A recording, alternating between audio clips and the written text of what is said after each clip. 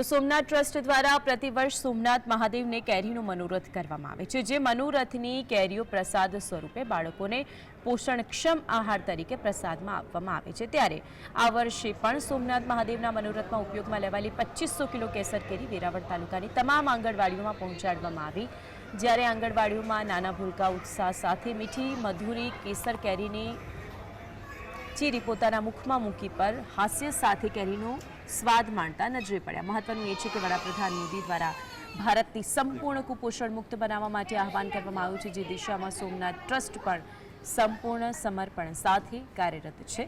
Somnath trust દ્વારા કુપોષિત બાળકોને પોષણક્ષમ ચીકી વિતરણ, સમયાંતરે ફળોનું વિતરણ થાય છે। જ્યારે પણ મહાદેવને મોટી માત્રામાં કેરી જેવા ફળોનું મનોરથ થાય છે, ત્યારે આંગણવાડીઓમાં તેનું વિતરણ કરી બાળકોને પોષણક્ષમ આહાર પૂરો પાડવામાં સોમનાથ ટ્રસ્ટ અગ્રેસર રહ્યું છે। વેરાવળ તાલુકાની આંગણવાડીના બહેનો દ્વારા આ કેરી પ્રસાદી રૂપે 3 થી 6 વર્ષના આંગણવાડીના બાળકોને વિતરણ કરવામાં આવી હતી। ટ્રસ્ટ દ્વારા દર વર્ષે આ પ્રકારે ભગવાનનો કેરીનો મનોરથ કરી અને આ કેરી પ્રસાદી સ્વરૂપે બાળકોને વિતરણ કરવામાં આવે છે। જાતે જ આવી અને કાલે ઘટકમાં કેરીનું વિતરણ કરાવ્યું અને આજે અમે કેન્દ્રમાં સાથે રહી હેલ્પર વર્કર અને સુપરવાઇઝર મુખ્ય સેવિકાની હાજરીમાં જ કેરીનું બાળકોને